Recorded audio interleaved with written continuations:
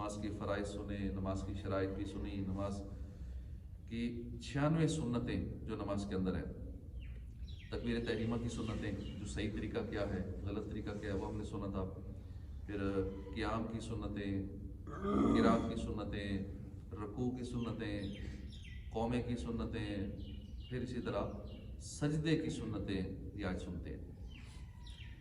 سجدے میں جانے اور سجدے سے اٹھنے کے لیے اللہ اکبر کہنا سنت ہے، 3 بار کم از کم سبحان ربی الاعلیٰ کہنا سنت ہے۔ سجدے میں ہاتھ کا زمین پر رکھنا سنت ہے۔ سجدے میں جائیں تو زمین پر پہلے گھٹنے رکھیں، پھر ہاتھ رکھیں، پھر ناک رکھیں، پھر پیشانی رکھیں۔ اسی طرح جب اٹھیں تو اس کا الٹ کریں، پیشانی، ناک، ہاتھ، پھر گھٹنے۔ مرد کے لیے سجدے میں سنت یہ ہے کہ بازو کروٹوں سے اور رانے پیٹ سے جدا ہوں، کلائیاں زمین پر نہ بچھائے، مگر جب صف میں نماز پڑھ رہے ہیں تو اس وقت ایسے پھیلی ہوئی نہ ہو، اس وقت ایسے ساتھ جوڑ کے رکھے۔ سجدے میں انگلیوں کا قبلہ رو ہونا، ہاتھوں کی انگلیاں ملی ہوئی ہونی چاہیے سجدے میں۔ سجدے میں دونوں پاؤں کی 10 انگلیوں کے پیٹ زمین پر لگنا سنت ہے۔ 10 انگلیوں، پاؤں کی 10 انگلیوں کا پیٹ زمین پر لگنا سنت ہے۔ اور یہ چیز اوروں کو بھی بتاتے رہا کریں پیار محبت سے، بہت سارے لوگ اس میں غلطیاں کر رہے ہوتے ہیں۔ اگر آپ پورا سروے کریں گے نا صف میں، میکسیمم لوگوں کے پاؤں غلط ہوں گے اور ان کا سجدہ نہیں ہو رہا ہوگا۔ سجدہ سمجھے کہ وہ سجدہ نہیں ہے تو نماز ہی نہیں، سجدہ کرنا فرض ہے۔ اٹھے ہوں گے یا بالکل سیدھی زمین کی طرف انگلیاں ہوں گی، یا کہیں ہوں گے تو پیچھے ہوں گی اٹھی، اور قبلے کی بجائے نا اپوزٹ ہوں گے قبلے کے۔ یہ چیزیں ساتھ ساتھ بتاتے رہنا چاہیے۔ اس کے بعد جلسے کی سنتیں، 2 سجدوں کے بیچ میں بیٹھنے سے جلسہ کہتے ہیں۔ دونوں سجدوں کے بیچ میں بیٹھنا یہ جلسہ کہلاتا ہے۔ جلسے میں سیدھا قدم کھڑا کر کے الٹا قدم بچھا کر اس پر بیٹھنا سنت ہے۔ ہاتھوں کا رانوں پر رکھنا سنت ہے۔ دوسری رکعت کے لیے اٹھنے کی سنت ہے۔ جب دونوں سجدے کر لیں تو دوسری رکعت کے لیے پنجوں کے بل اٹھنا سنت ہے۔ پنجوں کے بل اٹھنا سنت ہے، آئندہ اس کی طرف بھی توجہ دے دیں۔ اور اگر پنجوں کے بل اٹھتے ہیں تو اب سنت سمجھ کے اٹھیں گے تو اب ثواب ملے گا کہ میں سنت پہ عمل کرنا ہوں، اور صحیح طریقہ بھی یہ پنجوں کے بل اٹھنا۔ گھٹنوں پر ہاتھ رکھ کر کھڑا ہونا سنت ہے۔ ایک تو پنجوں کے بل اور پھر گھٹنوں پہ ہاتھ رکھ کے کھڑا ہونا سنت۔ ہر کمزوری وغیرہ کی وجہ سے مجبوری ہے تو پھر زمین پر ہاتھ رکھ سکتے ہیں کسی مجبوری کی وجہ سے۔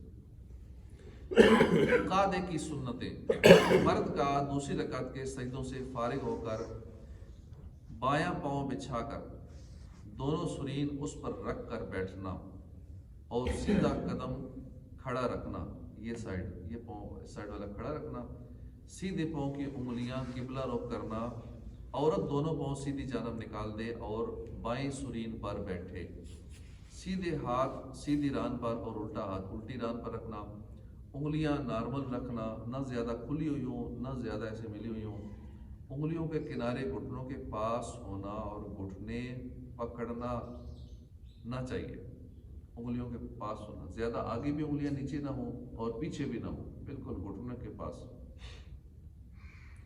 شہادت پر اشارہ کرنا کہ چنگلیاں یعنی چھوٹی انگلی اور پاس والی کو بند کر لیجئے، انگوٹھے اور بیچ والی کا ہلکا باندھیے،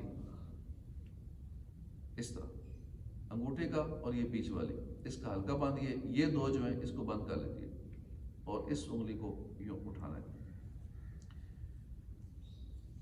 اشہد اللہ، لا پر انگلی اٹھائیے، اللہ، لا پر انگلی اٹھ جائے، اب اس میں ہلانا نہیں ہے، یہ اختیار کرنی، یوں نہیں کرنا، انگلی کو بالکل سیدھا ہی اٹھے۔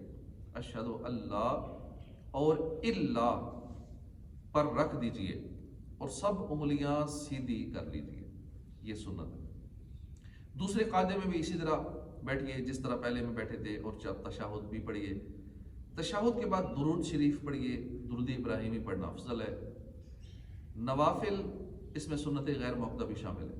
نوافل کے قاعدہ اولیٰ میں بھی تشہد کے بعد درود شریف پڑھنا مسنون ہے۔ درود شریف کے بعد عربی دعا پڑھنا غیر عربی میں مکروہ ہے۔ سلام پھیرنے کی سنتیں، ان الفاظ کے ساتھ 2 बार सलाम फेरना, अस्सलामु अलैकुम वरहमत अल्लाह।